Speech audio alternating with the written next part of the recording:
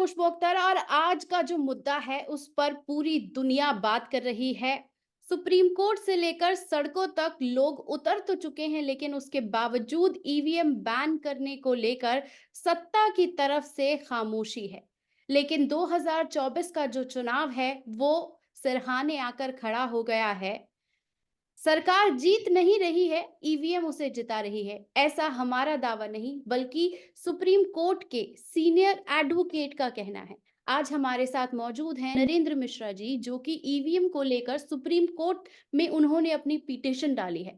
वो पिटीशन इतनी ज्यादा जरूरी हो जाती है, उस पर बात करना, चर्चा करना और पूरी की पूरी दुनिया को बताना कि किस तरीके से ये धांधलेबाजी सामने आई है, जिस पर बात भी होनी चाहिए और इस पर एक्शन लिया भी जाना ज़रूरी हो जाता है। तो सर, सबसे पहले आपका पल-पल न्यूज़ में स्वागत है। थैंक यू, शुक्रिया। सर, मेरा पहला सवाल आपसे ये है कि ये मुद्दा क्या है? आपकी पिटीशन किसके बारे में बात करती है? क्योंकि ईवीएम के बारे में हम लोग देख रहे हैं, सुन रहे हैं, लगातार वीडियोज़ बना रहे हैं।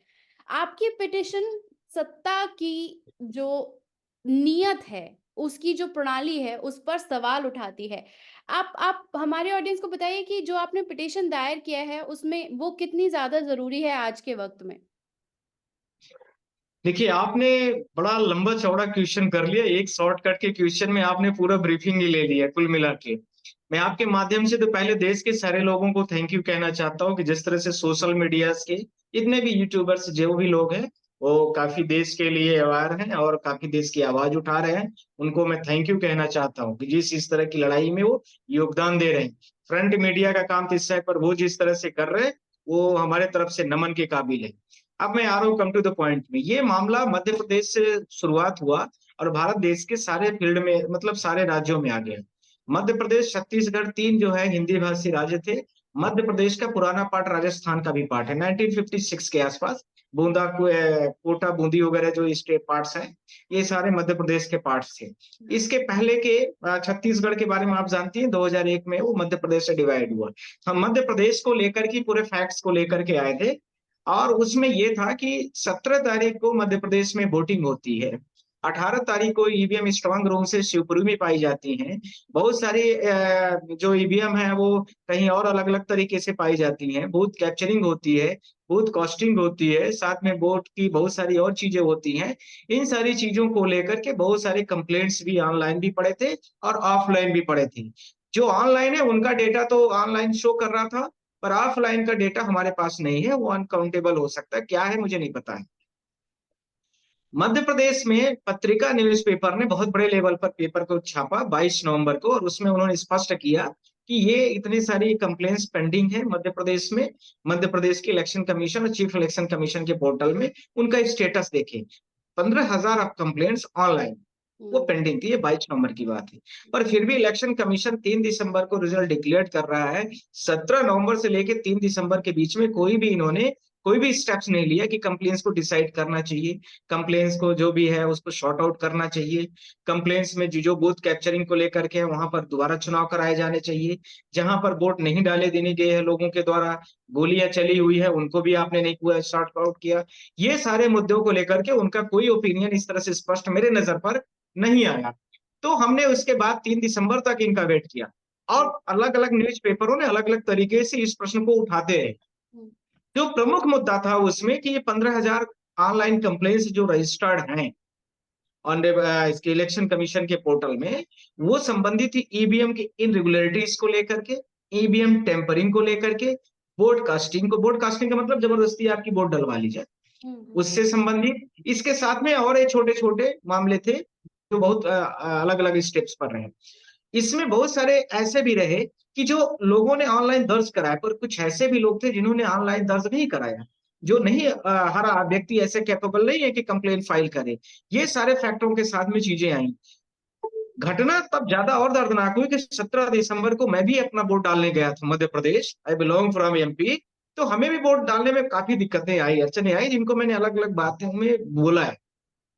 हमें ये स्पष्ट हो गया था कि मुझे अब कुछ करना पड़ेगा और सुप्रीम कोर्ट में मैं हूँ, तो यदि हम और हमारे जैसे जो सुप्रीम कोर्ट के बहुत सारे लॉयर्स हैं, देश के इतने सारे लॉयर्स हैं, इतने सारे 140 करोड़ की आबादी है और उनमें भी बहुत सारे इंटेलेक्चुअल लोग हैं, तीन लोगों को नहीं, ये नहीं करेंगे तो करेगा कौन आखिर में, इस तरह से यदि घटनाएं घट रही हैं, तो मुझे लगा कि करना है। तो 3 दिसंबर को मैं 12 बजे तक, जब रिजल्ट आना शुरू हो रहा था, काउंटिंग स्टार्टिंग काउंटिंग में, तब मुझे लगा कि ये इलेक्शन कमीशन ऑफ इंडिया कुछ नहीं करेगा। तब मैंने लेटर पिटीशन ड्राफ्ट किया और चीफ हमारे जो भारत देश के सुप्रीम कोर्ट ऑफ इंडिया के chief justice honourable DY Chandrachud साहब के हम घर गए। संडे की बात है, कोर्ट नहीं चल रही थी, उनके मैं घर गया, लेटर पिटीशन दिया, उसके साथ में थ्रू कन्वर्सेशन पीए हमारा हुआ उनसे और हमने लेटर दे, उसके बाद रेट पिटीशन फाइल हुई, उन्होंने हमें अलाउ किया। रेट पिटीशन में सुनवाई भी 2 बार हियरिंग हो गई, प्रॉपर तरीके से कोर्ट ने डायरेक्शन भी दे दिया मध्य प्रदेश हाई कोर्ट को और छत्तीसगढ़ हाई कोर्ट के लिए। तो जितने मैटर्स पेंडिंग हैं उन सब के बारे में उन्होंने बता दिया। अब इसके हमारे प्रश्न क्या थे, मैं उसमें कम टू द पॉइंट आ रहा हूँ। प्रश्न पहला ये था कि इलेक्शन कमीशन ऑफ इंडिया ने 15,000 कंप्लेंट्स जो पेंडिंग मध्य प्रदेश की थी, छत्तीसगढ़ की थी, राजस्थान की भी अलग अलग डेटा रही, उनको बिना डिसाइड किए हुए भारत देश के किस संविधान में, भारत देश का आर्टिकल 324 से 329 तक लिखा हुआ है, उसमें किस संविधान में यह लिखा गया है कि यदि इलेक्शन कमीशन के पोर्टल में कंप्लेंट्स पेंडिंग है तो वो बिना डिसाइड किए हुए आप सीधा का सीधा रिजल्ट डिक्लेयर कर दोगे सर्टिफिकेट बांटते हुए। क्वेश्चन नंबर 1, मैं आपसे ओपनली बोल रहा हूं, I am saying the honesty, आप बोले इलेक्शन कमीशन ऑफ इंडिया इसका जवाब दे।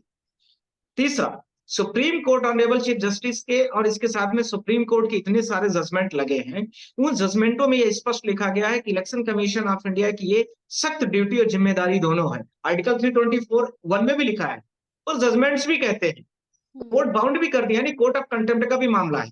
दूसरा ये कि आप फ्री फेयर इलेक्शंस कराइए, स्टेचुरी इस पावर से भी बड़ा पावर वोटिंग राइट्स का दिया गया है। इसका मतलब कि हम अपना जितना भी पावर आदमी का एक ह्यूमन बींग्स का होता है, आप जुडिशरी पावर है, सोशल पावर है, वेलफेयर पावर है, पॉलिटिकल पावर है, इकोनॉमिकल पावर है, सारा पावर आप किसी जब वोट डालने जाते हैं तो स्पेसिफिक व्यक्ति को दे देते हैं, कोई भी हो सकता है, किसी पार्टी का हो सकता है, इंडिपेंडेंट भी हो सकता है, पर आपने उसको नहीं टच किया। क्वेश्चन नंबर 1 तीसरा है, क्यों नहीं किया, इसका भी जवाब चाहिए मुझे। इलेक्शन हम तो सुप्रीम कोर्ट में डायरेक्शन हो ही गए, पर आपने क्यों नहीं किया, आपको किस पद के लिए बैठाया गया है, आप इसी काम के लिए बैठे हैं। आपको सिर्फ 5 लोगों को भारत देश का चुनाव कराना होता है, president of India, vice president of India के ऑफिसेस का, parliament, member of parliament, MLAs, member of legislative assemblies का, एमएलसीज, इसके साथ में जो पंचायत, इसके अलावा आपका कोई काम नहीं है देश का, सिर्फ यही काम है आपके पास एक। और इतने बड़े आर्टिकल 3 लगभग 400 के आसपास हैं कॉन्स्टिट्यूशंस में, आपको स्पेशल पावर, स्पेशल आपके लिए आर्टिकल रखा गया है। सुप्रीम कोर्ट के बहुत सारे जजमेंटों में एक बड़ा फेमस जजमेंट है केशवानंद भारती वर्सेस केरला स्टेट से रिलेटेड है, उसमें स्पष्ट कहा गया है कि basic structures can not be demolish by any particular parties. Basic structures क्या होता है, भारत देश एक डेमोक्रेटिक कंट्री है, वो रहेगी, उसमें कोई टच नहीं कर सकता उसको, कोई भी हो, मैं नहीं कहता हूं एक्स वाई जेड जो भी हो, न तो उसमें कोई बिल बना सकता है, फर्स्ट। सेकंड, बेसिक स्ट्रक्चर में हम और आप वोट डालेंगे, ये हमारा और आपका राइट, इसको कोई रोक नहीं सकता है। सुप्रीम कोर्ट ऑफ इंडिया होगी, जुडिशरी रहेगी। Third, election commission of India रहेगा, प्रेसिडेंट ऑफ इंडिया रहेगा, इन पदों को आप खत्म नहीं कर सकते हो। ये सारी चीजें जब मौजूद हैं और आप डेमोक्रेटिक कंट्रीज का जो for the people, of the people, by the people की डिफिनेशन भी दी गई है, आप उसको ना फॉलो करके आप क्या कर रहे हो, for the political party, by the political party, of the particular specific candidates, आप ये करते हो, ये नहीं होना चाहिए। आपकी ये जिम्मेदारी जवाबदेही है, इसका भी मैंने जवाब मांगा है, उसका जवाब अभी तक मेरे सामने कुछ भी नहीं आया है, पर आपने नोटिस भी जारी करने के लिए आपने सारे न्यूज़पेपरों में दिखाने की कोशिश किया है। मैं आप लोगों के सबके माध्यम से बोल रहा हूं, इलेक्शन कमीशन ऑफ इंडिया, आपको स्पेसिफिक पद के लिए पैसा दिया जाता है, आप हायरार्की मेंटेन करते हैं, इंडिया की सबसे टॉप में चौथे रैंक पर आप आते हैं, तो आपकी ये जिम्मेदारी, आप अपने पोस्ट पे एलिजिबल नहीं बन रहे हैं, मैं आपके माध्यम से कह रहा हूं, जो आपकी ड्यूटी, आप जो उस काम को नहीं कर पाते, अपने पद से इस्तीफा देकर हट जाइए। दूसरे लोग भारत देश में टीएन सेशन जैसे भरे पड़े हैं, आप उनको भी नहीं आने देना चाहते हो, वो इलेक्शन प्रॉपर तरीके से कंडक्ट कराएं। आप नोटिस देना चाहते हो कि सारे यूट्यूबर्स, सोशल मीडिया जो लोग क्वेश्चन उठा रहे हैं वो सारे लोग बंद हो जाए, आपकी बातों में चुपचाप शांत बैठ जाइए। डेमोक्रेसी है, आर्टिकल 19 में फ्री स्पीच का पावर दिया गया हमें, जब तक ये कॉन्स्टिट्यूशन है हम सबके पास अधिकार है, जब ये कॉन्स्टिट्यूशन नहीं रहेगा हम आपसे बात नहीं करेंगे। जाहिर सी बात है, आप भी उस बात को समझ रही हैं, और आप उसका समाधान दीजिए, आप उसका जवाब दीजिए। इसी के साथ में छत्तीसगढ़ के कुछ कैंडिडेट ऐसे थे जिनको एक सिंगल वोट नहीं मिली, सिंगल वोट। हमारे पास पूरा डेटा है। सिंगल वोट का मतलब वो कहता है कि मेरी ओन पोलिंग में I did not receive a single vote.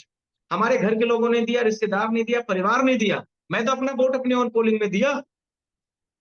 और बड़ी पार्टी, ऐसा भी नहीं मैं वो नाम नहीं ले, मतलब जो नेशनल पार्टीज की कैटेगरी में आते हैं उन पार्टी के कैंडिडेटों की स्थिति थी ये। कैसे संभव है? तीसरा, मैंने ये इसका मतलब पांचवा जो क्वेश्चन था, पांचवा क्वेश्चन ये है कि जब मैंने 3 दिसंबर को आपको रिक्वेस्ट किया ऑनरेबल चीफ जस्टिस से कि ऑर्डर फॉर रिकॉल किया जाए जब तक ये सारे कंप्लेंट डिसाइड ना हो जाए। ऑर्डर फॉर रिकॉल का मतलब तब तक सारे सर्टिफिकेट को स्टे लगा दिया जाए, तब तक सरकार नहीं बननी चाहिए, तब तक ये जब तक ये डिसाइड ना हो जाए। इलेक्शन कमीशन क्यों नहीं किया 15 दिन 20 दिन में? आज तक टिल डिड मतलब today did not decided by the election commission of India, आज तक नहीं किया है। तो आपने ऑर्डर फॉर रिकॉल भी नहीं किया। ऑनरेबल जस्टिस से मैंने सारे क्वेश्चनों को किया है, तो उन्होंने सीधा प्रॉपर डायरेक्शंस दे दिया। अब इसके साथ में जो इसका छठवां क्वेश्चन था कि जब election supreme court honourable chief justice ने मतलब ऑनरेबल जस्टिस खन्ना साहब ने डायरेक्शन कर दिया, तो फिर आपने किस पावर के आधार पर जितनी हमारी सेकेंडरी एविडेंसेस थे, there is two types evidence, कोई भी केस होता है, एक प्राइमरी होता है, एक सेकेंडरी एविडेंस होता है। सेकेंडरी एविडेंस में इलेक्ट्रॉनिक एविडेंस आते हैं। इलेक्ट्रॉनिक एविडेंस में ईवीएम, वीवीपैट यहां पर जो अवेलेबल है, इसके साथ में चिप और इसके साथ में जो कोडिंग उसमें डाली गई। हमने सेकेंडरी ऑप्शंस को फ्रीज करने के लिए रखा है कि 45 डेज में ये डेटा इनके डिलीट हो जाते हैं ऑटोमेटिकली, जैसा लोगों ने मुझे बताया है। आप इनको कभी बेंगलुरु भेज रहे हैं, मध्य प्रदेश की लगभग बहुत सारी ईवीएम जा रही है। 14 तारीख को टाइम्स ऑफ इंडिया ने बहुत बड़े लेवल पर न्यूज पब्लिश किया है। आप हमारे सेकेंडरी एविडेंस में वीवीपैट 6.6 लाख खराब बताना शुरू कर दिए हो। उसमें जो ईवीएम में चिप लगी है वो किस आधार पर लगी है, कौन सी चिप लगाई गई, उसको भी आपने हटाना शुरू कर दिया है। तो जितने हमारे और कोडिंग को लेकर के हम पूरा लैब में इन्वेस्टिगेशन कराने वाले थे, ये सारी चीजें, तो कोडिंग कौन से आपने डाला है वो भी सब लोगों को पता होना चाहिए। खुशबू जी, आप विश्वास नहीं करेंगी, ऑस्ट्रेलिया एक कंट्री है, वहां भी ईवीएम से चुनाव होता है। तो वहां पर एक हफ्ते पहले उस ईवीएम मशीन को, उस सर्किट को, उन सारी चीजों को पूरे जनता के सामने, पूरा नेट के थ्रू पूरे मतलब ऑस्ट्रेलिया के एक एक पीपल्स के बारे में बता दिया जाएगा कि ये है। आप ये कहना चाहते हो कि ईवीएम एक कंप्यूटर, सॉरी कैलकुलेटर है, पर आज वो कैलकुलेटर नहीं रह गया है। आज ईवीएम में आप नाम फिट करते हो, आज ईवीएम में आप डेटा फिट करते हो, आज ईवीएम में आप बहुत सारी चीजें करते हो। कैलकुलेटर तो तब होता था जब 2+2 = 4 वो करता था। आज आप उन कैंडिडेटों का नाम लिखते हो, स्पेसिफिक पार्टी का नाम लिखते हो, हर विधानसभा वाइज में नेम चेंज होते हैं, तो अब वो चीजें आप नहीं कह सकते हो। इसके साथ में मैंने 6 क्वेश्चन और किए। छठवें क्वेश्चन का छठवां पार्ट बता रहा हूं मैं आपको। 6 क्वेश्चंस क्या थे? मध्य प्रदेश छत्तीसगढ़ में बहुत सारी ईवीएम चार्ज पाई गई, आप लोगों ने भी देखा होगा। मैंने खबर भी की थी उस पर। ईवीएम कैसे चार्ज हुई? जब मेरे पास बहुत सारे ओरिजिनल सर्टिफिकेट आए लोगों की कि सर हमारी ये पोलिंग का चुनाव हुआ, जस्ट लाइक टू, मान लीजिए आप किसी दिल्ली की विधानसभा में है या मध्य प्रदेश किसी विधानसभा में, पोलिंग में फला पोलिंग नंबर कुछ है XYZ, वो दे दिया, उसमें लिखा गया कि ये ईवीएम यहाँ पर है, ईवीएम नंबर दे दिया गया। उसके बाद में लिखा गया कि ईवीएम इतने % चार्ज थी। उसके साथ में लिखा गया कि जब चुनाव खत्म हो रहा है तो ईवीएम 75% रिमेन है, यानी 75% बैकअप अभी बचा हुआ है, 99 स्टार्टिंग में था। आप 15 दिन बाद चुनाव हो रहा है, रिजल्ट डिक्लेयर हो रहा है, आपकी 99% चार्ज कैसे हो गई? आप बताइए सारे लोग। तो इसमें जो मैंने 6 क्वेश्चन उसमें पार्ट किया है, पहला, यह बैटरी को चार्ज करने वाली क्या ऑटोमेटिक कोई डिवाइस है ईवीएम? फर्स्ट। सेकंड, क्या इलेक्शन कमीशन ऑफ इंडिया ने खुद चार्ज करवाया है? थर्ड, क्या इलेक्शन कमीशन ऑफ इंडिया के साथ में जो और भी जो कंटेस्टिंग कैंडिडेट होते हैं, जो एमएलए के चुनाव लड़े होते हैं, वो थे या वो नहीं थे? आप नहीं थे, सिर्फ और सिर्फ कंटेस्टिंग कैंडिडेट गए, या वो भी नहीं गए, आपने बाईपास रूट से किसी व्यक्ति को भेज दिया? कि सारे लोगों को छुपा करके आपने 2 तरह की बैटरी लगाई, जो एक को चुनाव करने के लिए यूज किया गया और दूसरी बैटरी को तब ऑन किया गया, उसी में इनबिल्ट कोई दूसरी बैटरी है कि डेटा वो सर्कुलेट कर दे जो चुनाव के रिजल्ट को डिक्लेयर, यानी 2 टाइप्स ऑफ ईवीएम ऐसे होने की पॉसिबिलिटी है, ध्यान रखना। ये हम इस तरह से सोच रहे हैं क्योंकि मान लीजिए कोई विधानसभा, उस विधानसभा में लगभग 100 पोलिंग तो होना सामान्य बात है। 100 पोलिंग को 100 ईवीएम होगी, लगभग अप्रोक्सीमेट है। उन 100 पोलिंगों में हर ईवीएम को ऐसे टच करना इतना आसानी से काम नहीं किया जा सकता है। तो आप, मुझे जो डाउट है, या तो उसमें ईवीएम में 2 बैटरीज है जो पब्लिक को नहीं पता है, कैंडिडेट को नहीं पता होगी, उस ईवीएम को इन्होंने, हो सकता है, ये मैं चांसेस की बात कर रहा हूं, ध्यान रखना, this is not a proper fact, chances की बात कर रहा हूं, तो हो सकता है कि एक ईवीएम की बैटरी से चुनाव को कराने के लिए लगाया गया, और एक को दूसरा जो उसमें सॉफ्टवेयर अपलोड होगा या उसमें दूसरी बैटरी जो लगी है इनबिल्ट बैटरी, वो चुनाव के रिजल्ट डिक्लेयर करने के लिए लगाई गई है, तो वो डेटा अपने तरीके से मैनिपुलेशन हो सकता है उसकी। ये एक मैंने 5-6 क्वेश्चन से रेज किए, कोई जवाब नहीं है, पूरा भारत देश देख रहा है कि बैटरी चार्ज पाई जा रही है, ईवीएम में कैंडिडेट को एक भी वोट नहीं मिल रहा है। बहुत सारे लोग कहते हैं कि ईवीएम में इतनी वोट पड़ी, इतना परसेंट फ्लैक्चुएट हो रहा है। छत्तीसगढ़ जैसा राज्य में 5% से 4% के आसपास वोट अलग अलग डेटेस में बड़ी हैं। जैसे 17 नवंबर को चुनाव हो रहा है, तो उसमें बोला जा रहा है कि इतनी वोट पड़ी, मान लीजिए 71% टोटल वोट दिया गया, फिर डेटा बोला जाता है कि 72% आया है, फिर अगले दिन आ रहा है कि 74% आ रहा है, यानी आपकी ईवीएम में इतनी बड़ी गड़बड़ी है कि डेटा नहीं बता पा रही है, कैलकुलेटर हो 2+2 बताने में उसको इतना टाइम लग रहा है।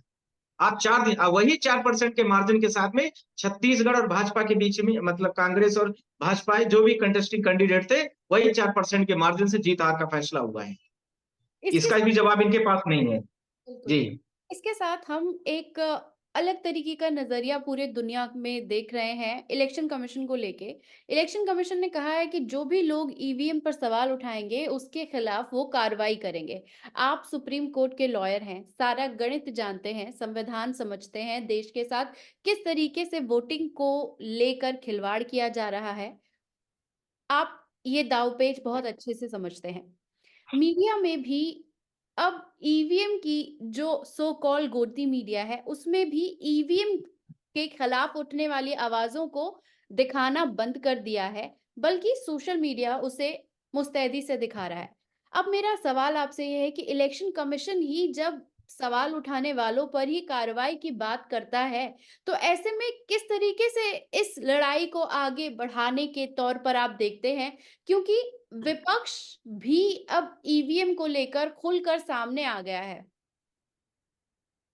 देखिए, जिस दिन से मैंने 3 दिसंबर से प्रश्न उठाया है, हुँ। आप लोगों के माध्यम से, तो अब लगभग विपक्ष के अपोजिशन के जितने अलायंस इंडिया अलायंस के लोग हैं, सब लोगों ने एक मेमोरेंडम दे दिया है। उसमें स्पष्ट कर दिया है कि वीवीपैट पर्ची निकलनी चाहिए। पर्ची में जो व्यक्ति जिसको वोट दिया, जैसे मान लीजिए मैं कांग्रेस को वोट दिया, आप किसी और को दे दिए या किसी व्यक्ति को कोई भी किसी को दे सकते। वो पर्ची के साथ में वो सिंबल लगा होना चाहिए, और वो पर्ची जो निकले वो काउंटिंग बॉक्स में ले जाके वो डाल दे।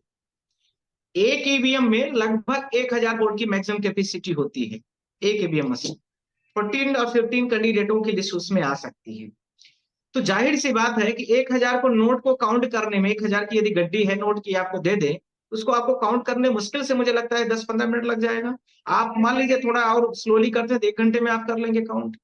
और वो जो पर्ची निकलती है तो उनको भी काउंट आप आसानी से कर सकते हैं, कोई दिक्कत ही नहीं है। ये कहते हैं कि हम पूरा पाषाण युग में नहीं जाना चाहते हैं। जनता सारी त्राही त्राही कर रही है, अपोजिशन सारा आपको मेमोरेंडम दे रहा है। अपोजिशन से 6 महीने से एप्लीकेशन पड़ी है, कंप्लेन एप्लीकेशन, कि आप मुझे टाइम दीजिए, हम मिलना चाहते हैं, आपने टाइम नहीं दिया। अभी 19 दिसंबर को दोबारा इलेक्शन कमीशन के लिए मेमोरेंडम दिया है सारे अपोजिशन के लोग, उनको भी नहीं दिया जा रहा है टाइम। यानी जितनी डिमांड हमने सुप्रीम कोर्ट के सामने रखा, ऑनरेबल सीजीआई के सामने, वो सारी चीजें अपोजिशन की पार्टी भी उसमें साथ में आवाज के साथ में आवाज मिला के चल रही है। तो मेरा सिर्फ मतलब है कि इलेक्शन कमीशन स्पेसिफिक पार्टी के लिए नहीं होना चाहिए। आप जनता के सामने आइए, सब लोगों के सब चीजों का समाधान दीजिए। ये ऐसे ऐसे काम नहीं चलने वाला है कि आप इस इलेक्शन कमीशन आप इंडिया हो गए तो भगवान हो गए, ऐसे नहीं देश चलेगा। देश बिल्कुल, का संविधान है, संविधान से ही चलेगा। बिल्कुल। और मेरा वो रूल आपको नहीं करेंगे तो हम सुप्रीम कोर्ट से ऑनरेबल से कराएंगे, डायरेक्शन लेंगे हम लोग, इतने दिनों के अंदर में सारे मैटर को आप शॉर्ट आउट करिए। ऐसा थोड़ी हो सकता है कि आप कुछ भी करते रहें। आपने जी बत खुशबू जी। जी, आपने बताया कि आप सीजेआई चंद्रचूड़ के पास गए, उनके घर पर जाकर आपने पूरे के पूरे मसले को रखा। मेरा आपसे ये जानना है कि ऑडियंस हमेशा सीजेआई की तरफ बड़ी उम्मीद से देखती है। उनकी तरफ एक विश्वास की नज़रों से देखती है। जब आपने इस मुद्दे को उनके सामने रखा, तो क्या रवैया था उनका? क्या कहना था उनका? और जब 2 बार इस पर सुनवाई हो चुकी है, तो आपको क्या लगता है कि सीजेआई इस पूरे मुद्दे को कितनी गंभीरता से देख रहे हैं? देखिए, दिस इज वेरी सीरियस। उन्होंने बोला इस extreme case of India, first hearing पर, और अर्जेंट लिस्टिंग कराया उन्होंने। मैटर की सुनवाई के लिए। जैसे हम लोगों ने शुरू किया आर्गुमेंट, उन्होंने बोला I know entire fact of this case, you come with as a proper format. जिनका प्रॉपर फॉर्मेट हमारा है सुप्रीम कोर्ट का अर्जेंट मेंशनिंग का, उससे फॉर्मेट में हम आए, उन्होंने इमीडिएट उसको लिया। तो वो तो प्रॉपर पॉजिटिव है, हमारे लिए कोई दिक्कत नहीं है। जो हमें लिबर्टी चाहिए, कुछ क्लेरिफिकेशन चाहिए, कुछ डायरेक्शन चाहिए, वो हमने दोबारा फाइल किया, इज अलाउ। बिल्कुल। वो तो कोई दिक्कत नहीं है हमें। वो तो देखिए देश की, देखिए जो वोट की बात हम कर रहे हैं, फ्री पॉजिटिव होना चाहिए, फ्री फेयर इलेक्शन होना चाहिए, पॉजिटिव क्लाइमेट होना चाहिए। उसमें हमारे भी घर के बच्चे जाएंगे, आपके भी घर के बच्चे जाएंगे, अपोजिशन के भी जाएंगे, वो हो सकता है कांग्रेस का भी हो सकता है, किसी पार्टी स्पेसिफिक का भी हो सकता है, ये सबके लिए।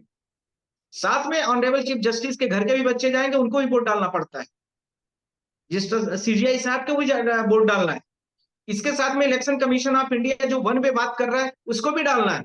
ऐसा नहीं है कि वो इलेक्शन कमीशन ऑफ इंडिया हो गया तो उनको वोट नहीं डालना है। और वो भी इलेक्शन कमीशन ऑफ इंडिया इसी आधार पर बने हैं जो हमारा भारत देश का संविधान है, और उस संविधान के दायरे में इलेक्शन कमीशन की ड्यूटी दी गई। नहीं तो इलेक्शन कमीशन का कोई पावर ही नहीं है फिर तो। आप इतने के लिए सारा पावर ले लेते हो, जनता को सुनने वाला पावर आपका खत्म हो गया है सारा। ये सारी चीजें हैं, और honourable chief justice of India की ये ड्यूटी है, उनकी भी रिस्पॉन्सिबिलिटी है कि संविधान की रक्षा करें वो। और जो फ्रीडम जो हमारे जितने भी आर्टिकल 15 से लेकर के आर्टिकल 35 तक के फंडामेंटल राइट जितने दिए गए 12 से लेके, उन सबको ही इनका संरक्षा देना इनकी जिम्मेदारी, सबकी जिम्मेदारी है, जितने भी कोर्ट हैं। तो ये सारी चीजों के माध्यम से हम आए हैं कोर्ट में। जी। एक आखिरी सवाल मेरा आपसे ये है नरेंद्र जी, कि इस गंभीर लड़ाई को, जिसका रास्ता और भी ज्यादा मुश्किल होने वाला है, सत्ता हमारे खिलाफ है, ईवीएम हमारे खिलाफ है, इलेक्शन कमीशन हमारे खिलाफ है, और जो जो लोग इन तमाम चीजों से ही सत्ता में बने हुए हैं, वो जान के दुश्मन बने हुए हैं। इस लड़ाई को और मजबूती से और मुस्तैदी से लड़ने के लिए क्या तैयारियां हैं और किस तरह से आप इसे आगे बढ़ाएंगे? आप जैसे लोग, सोशल मीडियाज के और मीडियाज के लोग, प्रिंट मीडियाज के लोग, वो सारे लोग मेरे साथ खड़े हैं, जनता की आवाज है, इसलिए मुझे गर्व है। और 140 करोड़ की जनता भले सामने ना आके कह पा रही हो इस देश में, और बहुत सारे लोगों का मेरे पास एसएमएस आ रहा है, फोन आ रहा है कि मैं आपको अनकाउंटेबल चीजें हैं वो नहीं बोल सकता। इतना तक लोगों ने बोला है कि अंतिम सांस तक हम लोग लड़ाई लड़ेंगे। तो मुझे काफी चीजों को मतलब काफी कंसोलिडेशन मिलता है और इंस्पिरेशन भी है। इसके लिए मैं आप सबको थैंक यू बोलना चाहता हूँ। और मैं सिर्फ चाहता हूँ कि फ्री फेयर इलेक्शन होना चाहिए। कोई भी पार्टी आए जाए, इससे हमारा कोई इश्यूज नहीं है। कोई सत्ता में रहे, इससे भी हमारा मतलब नहीं है। हम जिसको वोट दें वो वोट दिखना चाहिए, वो वोट की कॉपी मिलना भी चाहिए। हमारे अधिकार के साथ छेड़छाड़ कम से कम इस पे तो नहीं बर्दाश्त होगा।